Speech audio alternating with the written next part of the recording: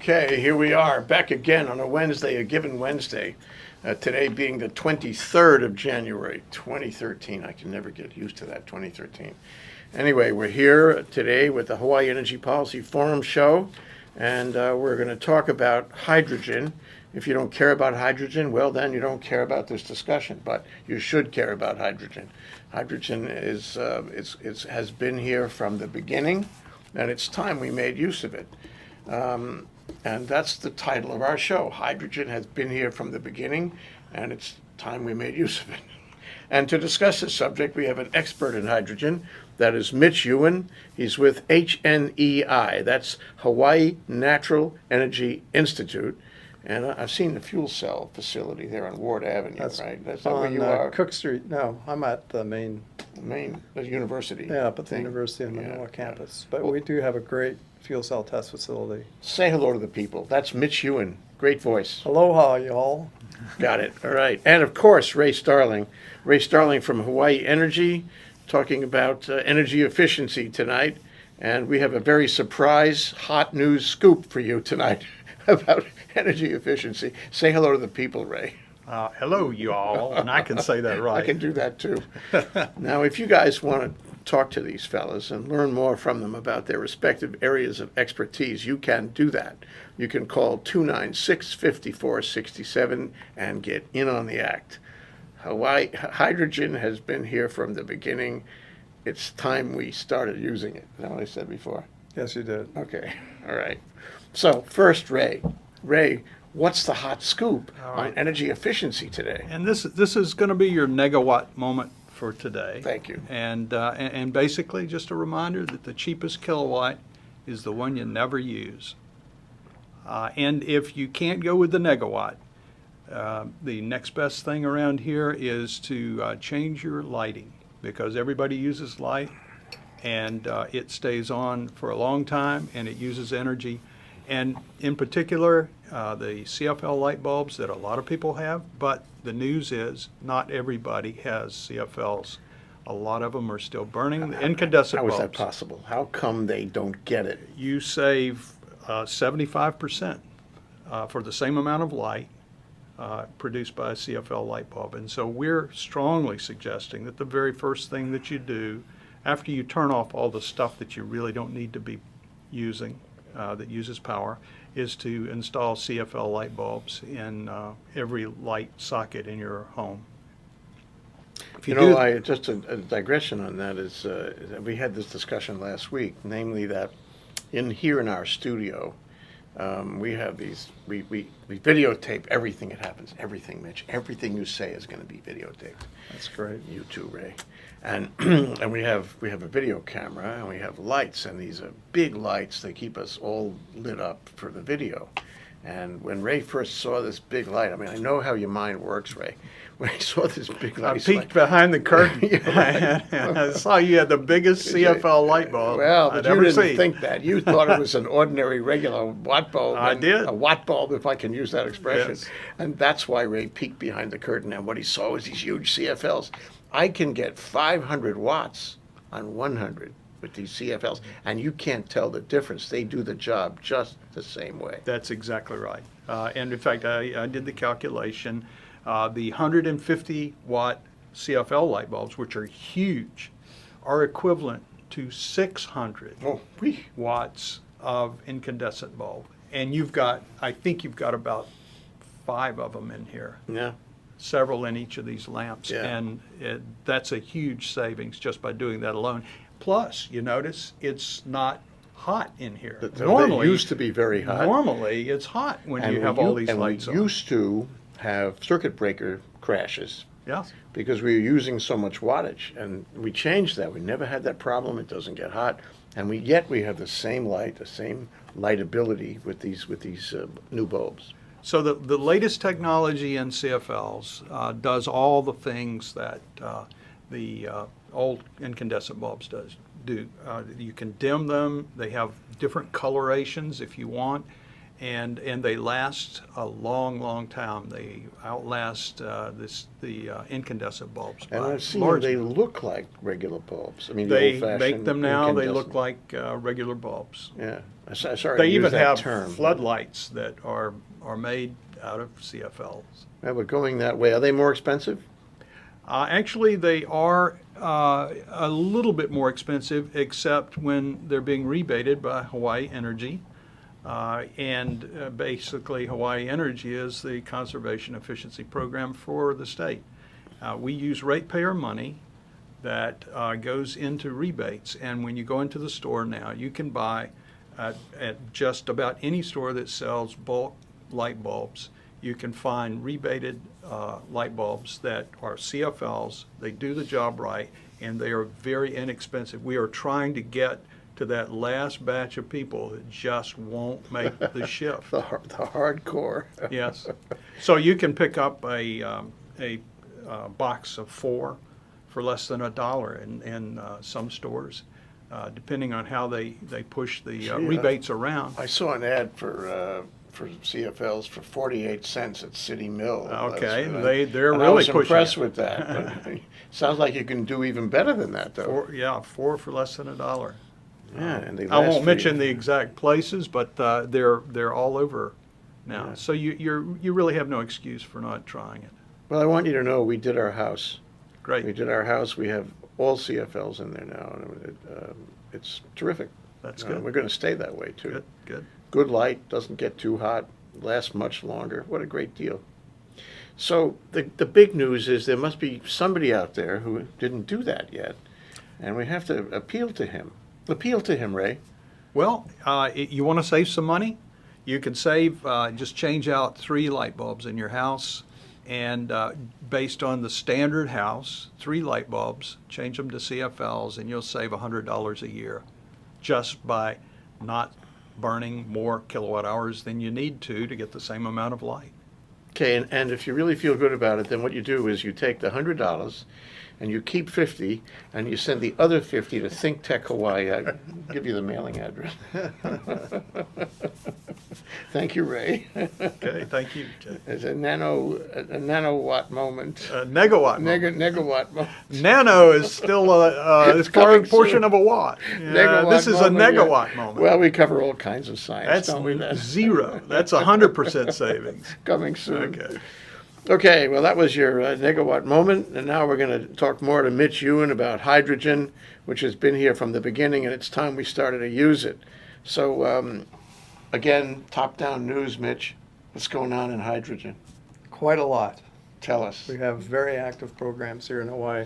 First of all, I'd like to point out we're surrounded by hydrogen. We can't get away from it. Just look out on the water, and that's basically hydrogen combined with oxygen. That's water. And so the key is to separate the hydrogen from the oxygen. And to do that, you need quite a lot of energy. And so hydrogen is not free. You have to pay for it one way or the other. But it has many attributes that are beneficial. It's clean burning. It's totally benign to the environment. And when you use it, it turns back into water. So what could be better than that? Totally sustainable. That's great. Round trip. But you asked me before we started this, what the round trip efficiency was. Yes? As engineers would say, that depends, but basically, if you make it using an electrolyzer, you use, well, don't pound the table. Mm-hmm. You use, If you pound the table, I guess you'd be sending another kind of message to our listeners. Well, you lose 50. He really means it. He really means Yeah. it. Let's put this as a sort of a continuing statement. We'll just assume that what Mitch says, he really means it. Okay. Passionate. So you basically lose 50% when you make it using electricity. And then when you take that hydrogen and convert it back into electricity using a fuel cell, which is 50% efficient, you lose another 50%. So the round trip is basically 25% from energy in to energy out.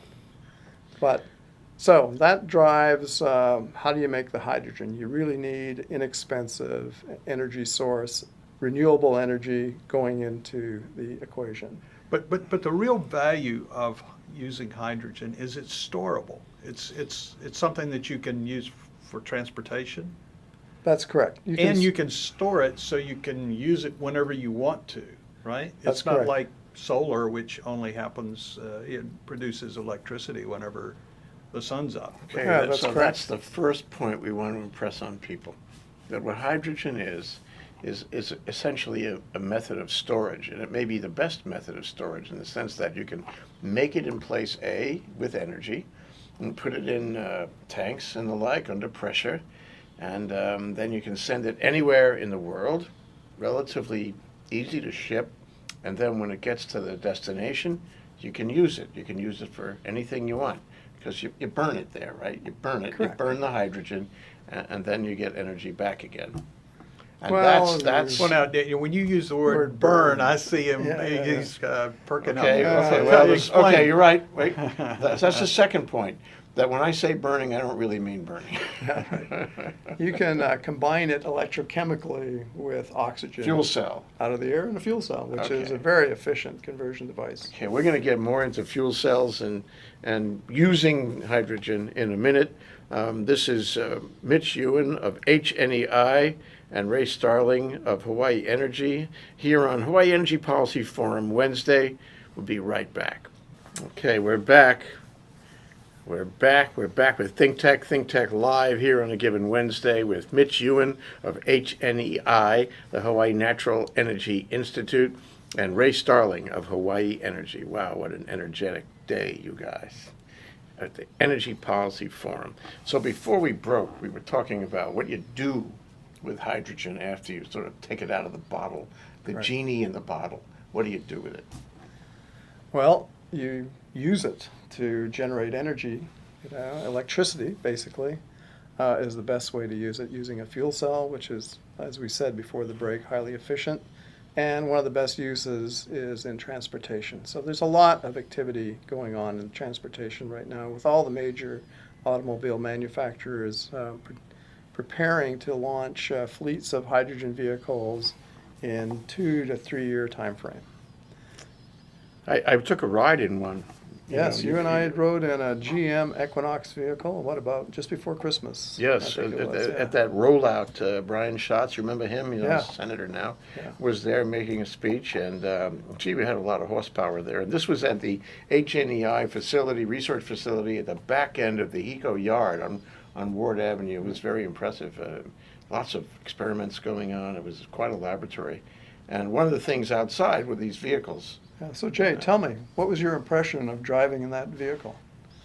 How Yeah, did it, I how gotta- did it compare with a regular SUV that you would normally drive? I don't actually drive SUVs. It's Okay. against my whole Right. ecosystem. I never drive SUVs. Well, let's not parse words. I know you're a lawyer. Let's get specific. How was the ride compared to The ride other was great. It automobiles was- that you've been in? I would like to tell you that it was just like riding an electric vehicle. It was like an electric car. It was quiet. It was very high tech inside. I really enjoyed it. I didn't see any downside at all to it, and I felt that it was a car I would buy. The problem is you can't buy them. That's Right. the problem. Correct. Not yet, but Not yet, but I hope as soon. I said, the car, you can make this happen. the automobile companies are racing to be the first to the start line on actually releasing fleets of these to the general public. So in Hawaii, we have 16 of those Equinox vehicles here, and that's probably the most visible hydrogen program we have going on right now. You'll see them on the roads. They've got lots of decals on them or decals saying, "Hey, I'm a hydrogen car." And GM, they're made by GM. GM has actually set up a maintenance facility here on the grounds of the gas company, or yeah, I guess they're calling it the Hawaii Gas. That's better. Nice little facility, and those cars go in there for maintenance and for any kind of changes they have to do. So those vehicles are here courtesy of Department of Defense. So the Navy has 5 vehicles supported out of Kaneohe Marine Corps Base. The Air Force has 5 supported out of Hickam by HCAT, our very own Hawaii Center for Advanced Transportation Technologies. And then there's 5 more for the Army up at Schofield Barracks. And if you kept track, I've only talked about 15.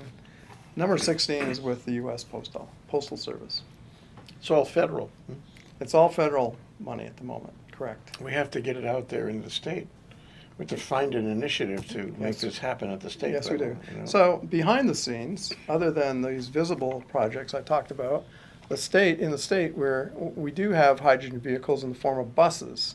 So at the moment, HCAT is converting 2 shuttle buses for use at Hawaii Volcanoes National Park Mhm. to transport visitors around the park, and so the park can test these out in a national park. And the advantage of them to the Park Service is they're ultra quiet, and of course they're environmentally benign.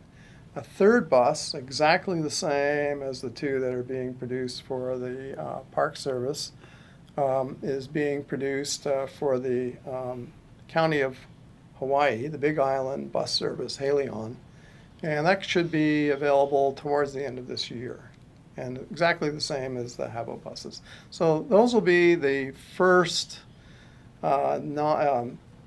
transportation applications that the general public will get a chance to actually ride on and savor the ride, as you did.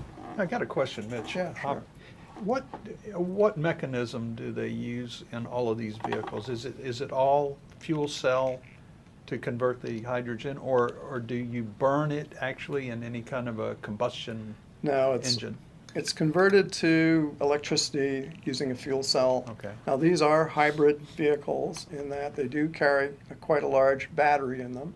Okay. And so the fuel cell can be considered as a form of a range extender, just like any other Oh, really? hybrid vehicle that we Alright, have yeah. here on the roads, which use an internal combustion engine Right. for the same function. Right. In this case, we'll be using a fuel cell.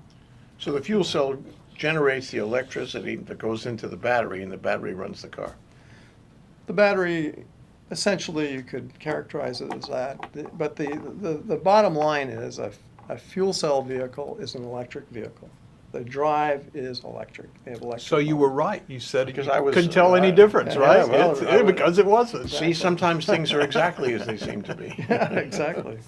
So, we have to get into the tough questions for you. I mean, I think you're holding up very well, Mitch. Okay. That's Mitch Ewan, He's I'll with find out HNEF. tomorrow. How well I held up. So what are the downsides now?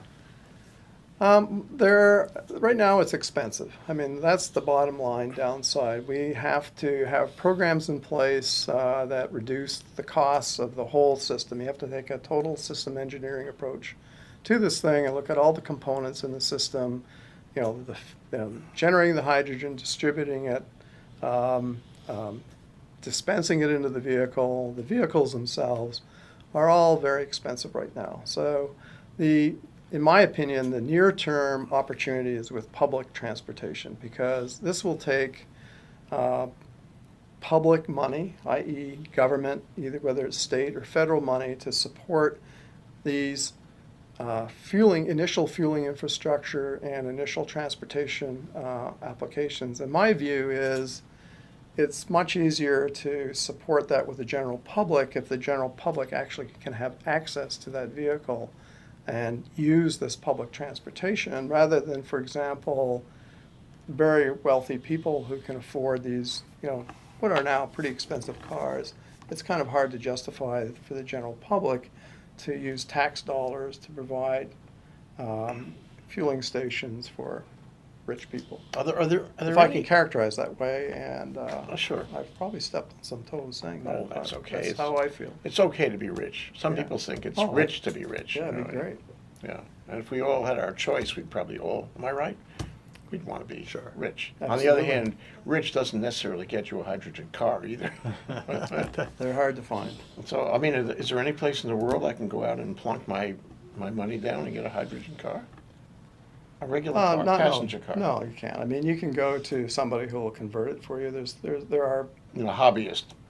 well, they're not Machine hobbyists, shop but in the they're back. they're custom built. Yeah, and most the ones we've got now that the government is using were custom built. They took an old, not an old, but a new off the shelf, new model, whatever, and started pulling things out of it. And Exactly. That's what we're Putting it- doing with the 3 shuttle buses. They came to Hawaii as internal combustion engine buses, and HCAT's ripping out the engines, and we're replacing, the drivetrain and the power powertrain with. But that's the way hydrogen that's the systems. way you do a new technology. You don't have a big factory same that can thing, produce right. these things yet. Same thing happened with electric cars. Sure. All the jury-rigged models that people made and then Sure. had drag races with them in California, only in California. Anyway, the big question is, are people demanding this? Are they out there in the streets with pitchforks looking for hydrogen cars? Are they knocking on the windows of the dealerships? No, they're not. But So what's the public market, the public mood about hydrogen? well, in conversations I've had with people, a lot of people are aware of hydrogen vehicles, and they generally support the concept. Going back to public transportation, AC Transit in Oakland has been operating transit-sized hydrogen buses for many years, and the ridership, they do periodic surveys, love the buses because they're quiet, they don't belch out diesel fumes. From the point of view of the maintainers, they don't have to deal with a lot of grease and dirty old engines. And from the point of view of the actual bus company, they get twice the range on the bus for the same amount of fuel as if they were using a diesel engine. Mhm. So I can say that once the public experiences it, they will like it. In fact, what they found in California was people would wait for the fuel cell bus to get on that and let the diesel bus carry on. Sure, And it's go. probably a more pleasant ride, actually. Yeah, smooth, You like to quiet be around ride, pollution and noise and all Exactly. that stuff. So, I think if you went out in the street outside here on Bishop Street and you asked 10 people, what do you think about hydrogen cars? 10 of them would not know what it was, So that's why we're doing this radio show, right? To Right. try to explain to people, I'm actually surprised at how many people in Hawaii do know. They do know. They do know about hydrogen vehicles. Yeah, so they're very well read, actually. No, that's a good thing. But, And- at the end, and I think, we should discuss this, is where do they fit as against the pure electric? We have, 3 or 4 major electric cars now that are of interest to the public. Unfortunately, public can't get all that they want, and Hawaii doesn't have a ready supply of electric cars right now, it seems like. But where does the electric car without the hydrogen compare to the electric car with the hydrogen? And which one do you think the public is going to like best? And which one will prevail in the marketplace going forward? Or are they on separate parallel tracks? What do you think? I basically think they're on parallel tracks in that a pure electric vehicle has limited range, and so as long as you're making short trips in town, maybe your maximum range is 30 or 40 miles a day, you're fine. But as soon as you start going out to the North Shore, you start getting what's called in the industry range anxiety, because you're worried that you're going to run out of charge. Now, we are putting up a series of electric vehicle charging stations, but nevertheless, you have to plan your trip out, and there's that range anxiety. That's Mitch Ewan. Fuel cell vehicles. That's Mitch Ewan. We know that's Mitch Ewan. He's from HNEI, the Hawaii Natural Energy Institute, and he's here to talk about hydrogen. And the title of our show is Hydrogen Has Been Here from the Beginning. Isn't it about time we started using it? I'm here with Ray Starling of Hawaii Energy. We're going to take this short break to recoup and get our thoughts together and figure out where to go now. We'll be right back. Well, I think the biggest thing that's got going for it is the fact that it would, if we adopted it across the board, it would allow us to store that Correct. electric energy that we would otherwise be Dumping. wasting, Yeah, dumping. right. Say it again. When we Oh, the curtailment issue. curtailment, Yeah. it would allow us. In fact, it makes solar work. Solar doesn't produce electricity at night. Yeah. If you made hydrogen during the day enough to carry you through the night, you'd be self-sufficient. I mean, that's where the purists want to go. Right? Yeah, sure. Right. Sure. It's the fuel of the purist. It's been here forever.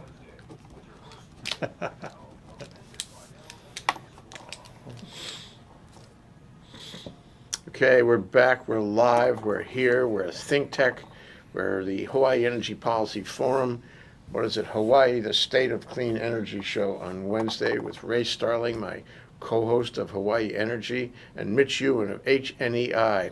You really have to know that term. They do a lot of good research there. You know, they're a world-class research organization right here, not half a mile from where we sit. That's right. Hawaii Natural Energy Institute, and he is a program manager there talking about hydrogen. So I'd like to get into, you know, the whole thing about exactly where does hydrogen fit on you know, the larger picture. And one of the things you're talking about before the break is how hydrogen cars compare to electric cars, you know, pure electric cars. Right.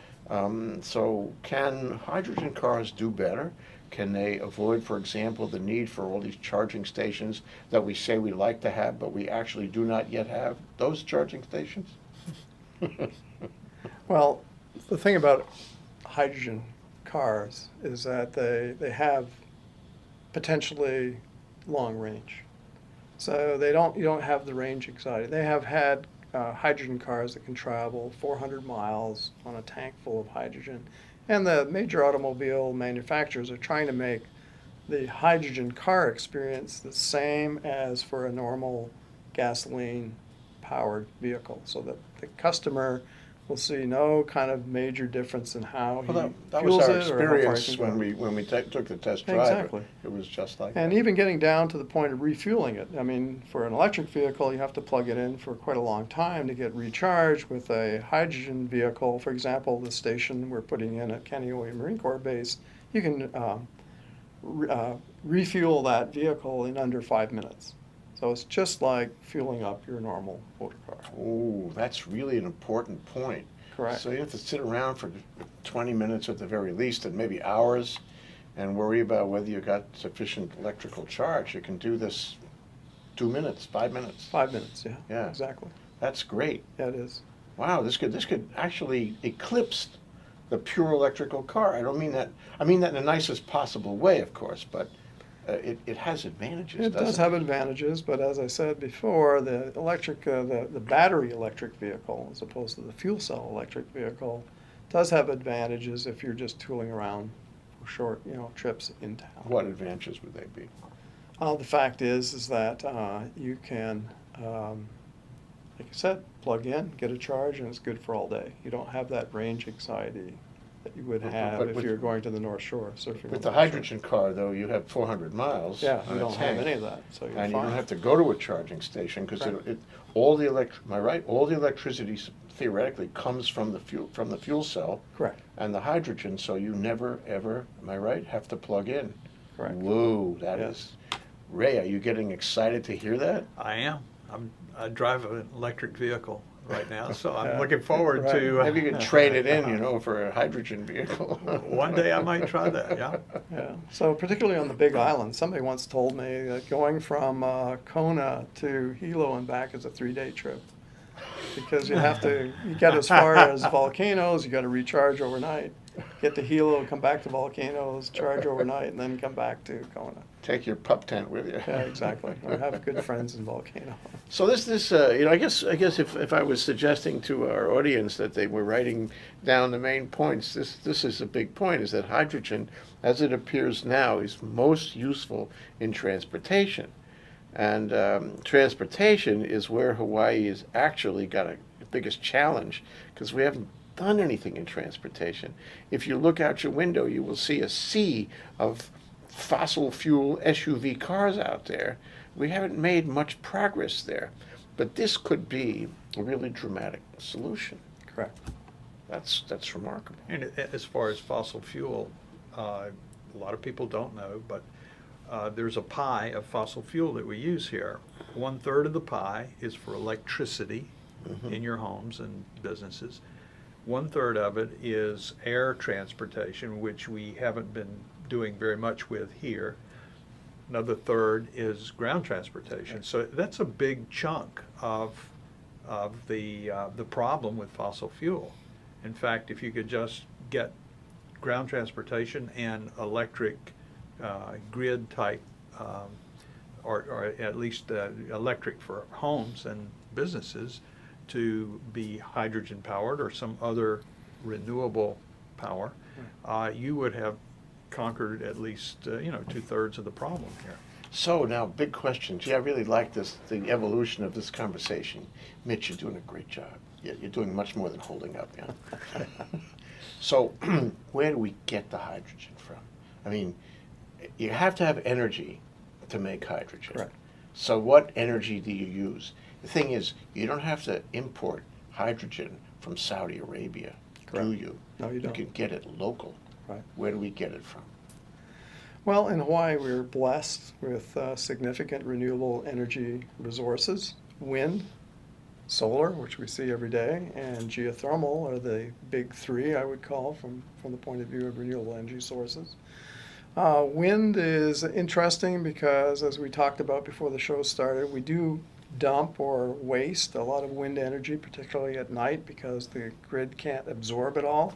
There's And no so load for, there's no load. There's no yeah. load for it, and Yeah. so they just, Throw dump away. it. Not Yeah, too bad. so that's a perfect source for making hydrogen, because now you have, you can store that energy using hydrogen overnight, and then you have it available the next day for your transportation, or you could even use it for peak power on the grid.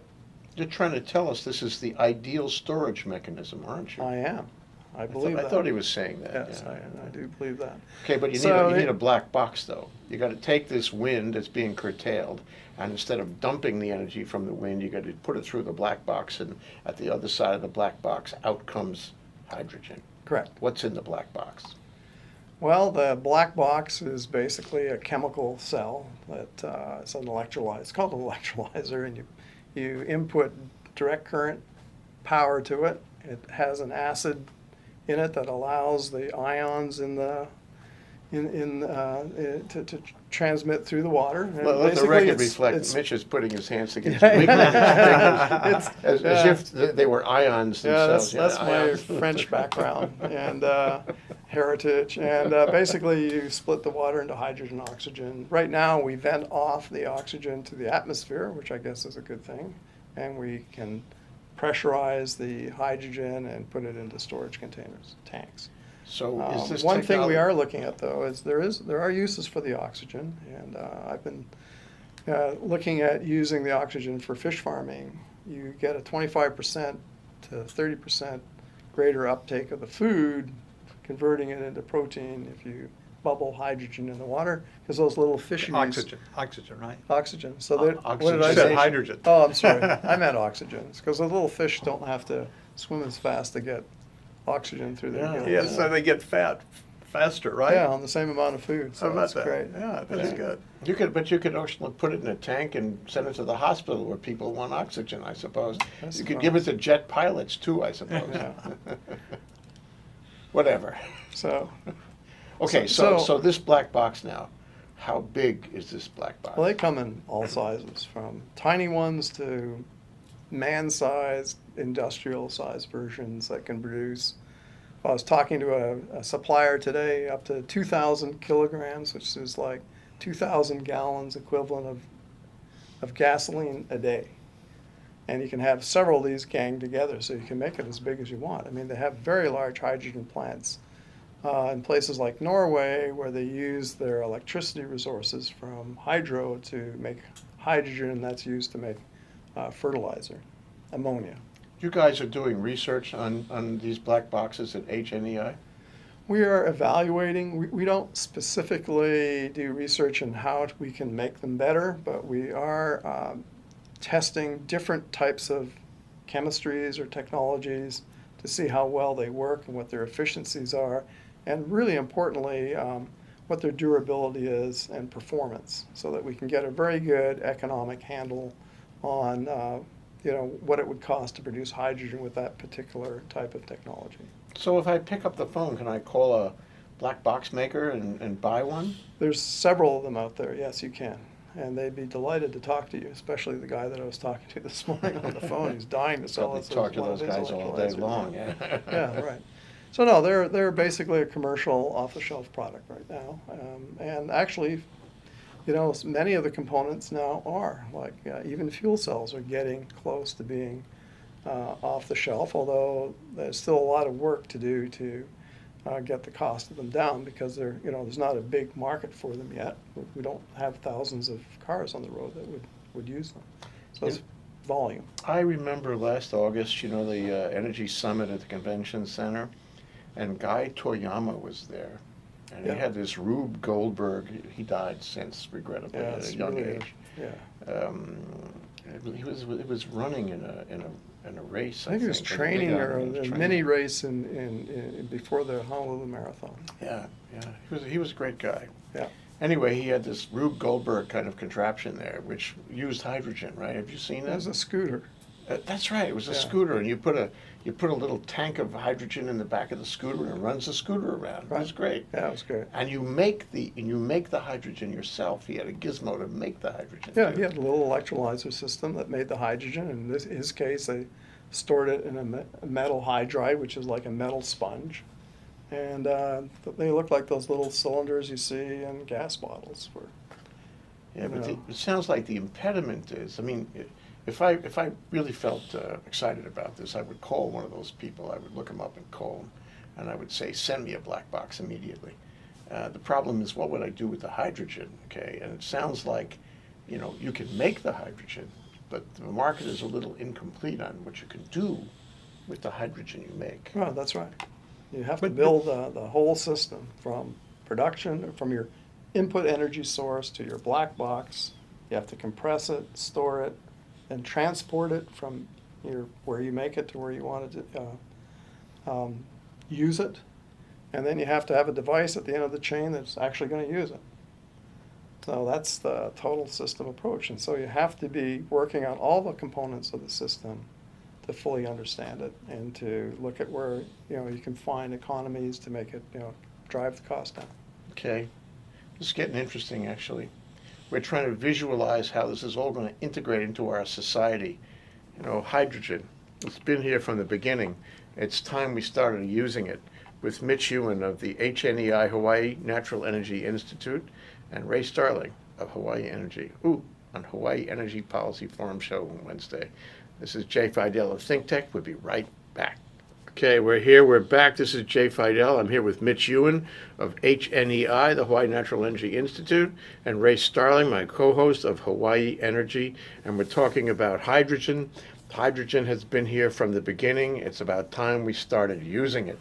So suppose I went on the net, or I made that call, Mitch, and I bought myself a black box. God knows what it would cost, but I bought myself a black box. And now I could take my surplus energy. For example, suppose I had, on the roof, I had PV cells, and I wasn't home all day, and I had no reason, right? I wasn't taking that energy. It was self-curtailing, if you will, Ray.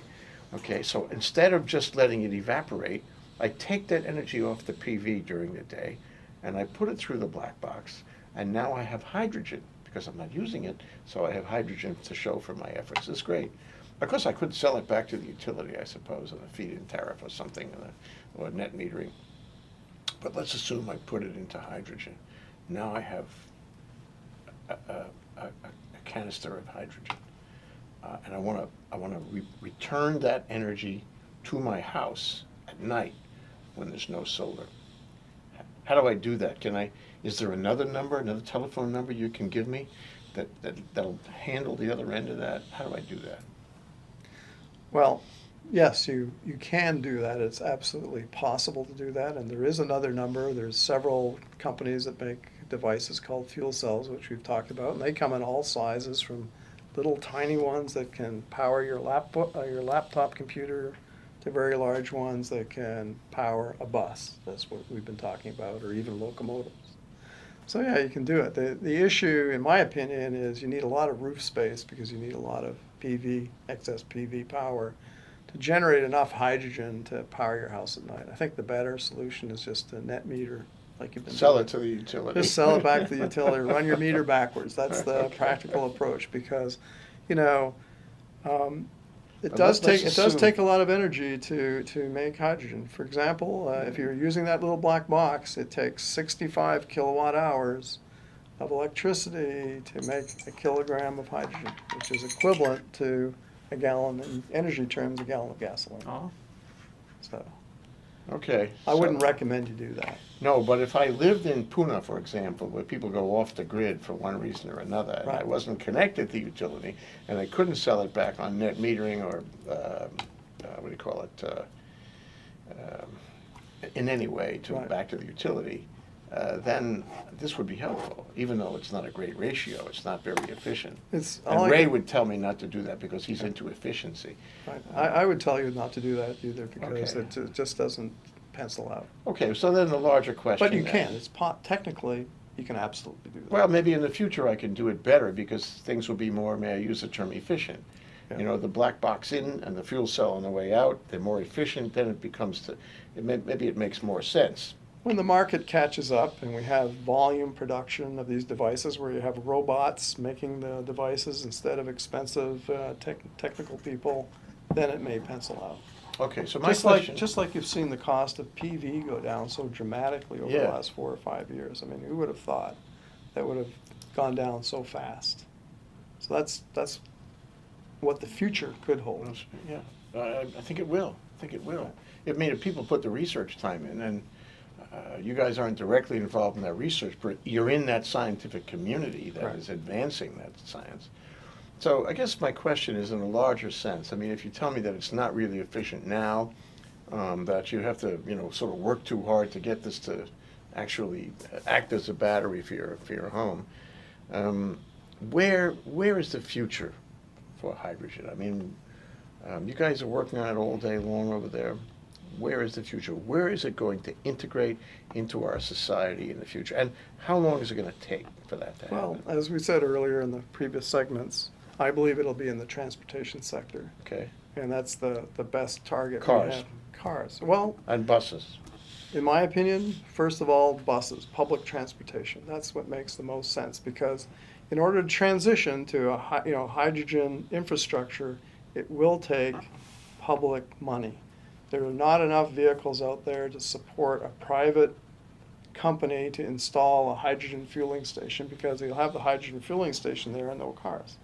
I work with General Motors in their modeling of how many gas stations do we need to have on Oahu to support a fleet of private hydrogen fuel cell vehicles. And it'll take a long time before there's that mass of vehicles that will pay enough for that private individual or company to pay the money out to put in one of these stations. So that's why you're going to see it. It has to come from the public purse or public-private partnerships. So, in a And- practical matter, how's that going to fit? I mean, when I went to that thing at the HNEI, talking about the charging stations, and Brian Schatz used to do a lot of discussion along these lines about the charging stations. So what am I going to have? I'm going to have a charging station on one. This is like McDonald's and Burger King, right? A charging station on one side of the street, okay, and a hydrogen station on the other side. How many stations can I afford Well, to have? they could be co-located, but yeah, you're going to have a variety because we're going to have a variety of transportation solutions. It's not going to be one size fits all. You'll have people with those little hydrogen scooters that Guy Toyoma had, Yeah. electric powered bicycles, and move up the line to like those little smart cars that you see out there. I mean, they could be electric vehicles. So there's going to be a whole menu of options for people to choose from. Okay, on larger public transportation, now I'm just stepping it up to other things. What about rail? It seems to me that you've said, and I agree, and I think we all agree that buses and they're really happening with hydrogen. Right. But what about rail? Can't they make a rail, a train like the one here in Hawaii, in Oahu, the one they're building? Can't they make that with hydrogen? Well, they could, but that train has already left the station, so they're locked into their solution. You were just waiting to say That that. was good. But to answer your question, yes, there have been fuel cell powered locomotives built. There's some in South Africa. There are some here in North America that have been built and were very successful. And the people that work down in the mines like them because you don't get the exhaust. They're clean burning. And so all you get is water vapor coming out of them. You don't have to worry about carbon monoxide. That sounds more appealing than what they got planned for rail, A actually. huge market here in North America right now are for forklift trucks. That is commercial. I mean, these large distribution companies and warehouses are not relying on the government handout to put these. They're putting in fleets of these vehicles because, first of all, they're very efficient. They can operate the whole shift on one fueling or one tank of fuel takes them only 4 or 5 minutes to refuel it, and they don't have the issues with handling these batteries and having to dispose of them. So they're finding that that pencils out and are quite efficient. To say nothing of golf carts. Exactly. You heard it here on Think Tech, Hawaii Energy Policy Forum. Right. Golf carts. We believe in golf. Yeah. What about airplanes, actually, Mitch? There have been aircraft that have been fueled by hydrogen. In fact, I think it's one of the spy planes back in the early days was purely, I worked with a guy who developed the hydrogen system for it. But they have had test flights of civil aircraft using hydrogen. They've had a couple of small fuel cell aircraft, but I think it'll take a bit longer for the aircraft industry to catch up or to convert over to it. They've actually flown? Yeah, they've actually flown. The Russians flew one 30 or 40 years ago. It would be piston engine, though. It No, wouldn't they be- were gas turbines. Yeah, Oh, interesting. Yeah. Oh, interesting. Yeah. Like a turboprop. exactly. Gas Very turbines can basically burn just about anything. So what role can Hawaii play in Hawaii, the great laboratory? You guys are a laboratory, the great laboratory for energy, and focusing now on fuel cells and hydrogen technology. What role can you play, in the larger global continuum of this technology? We do have a role to play, and just as you said, as a living laboratory. First of all, because of our variety of renewable energy sources, so we can show how that can be used to make hydrogen, and all the way down the chain to the end-use transportation model, and focusing on transportation. The car companies like Hawaii are attracted to Hawaii because we have a constrained geography. In other words, you're not necessarily going to run out of hydrogen easily, whereas if you were in say Nevada and you're out in the middle of the desert and you run out of gas, you're in trouble. Whereas here in Hawaii, you're never that far away from anything. So constrained geography, multiple climatic zones, interesting terrain and topography. So you've got hills, mountains, all that kind of stuff, which will really allow these car companies to test these vehicles under real world conditions. Keep on working, Mitch. Don't stop. 24/7 for Yeah. you. You've got to make this technology popular. Right. And we've had a great discussion with Mitch Ewan of Hawaii Natural Energy Institute, and with Ray Starling of Hawaii Energy on hydrogen. It's been here from the beginning, but now it's time to use it. Thank you, Mitch. You're welcome. Thank you. Ray? Thank you, Jay. Thank you Enjoyed very it. much, you guys. Next week, next Wednesday, we'll have more on the Hawaii Energy Policy Forum show, Hawaii, the State of Clean Energy. Tomorrow, we'll have Asia in Review. Aloha, everyone.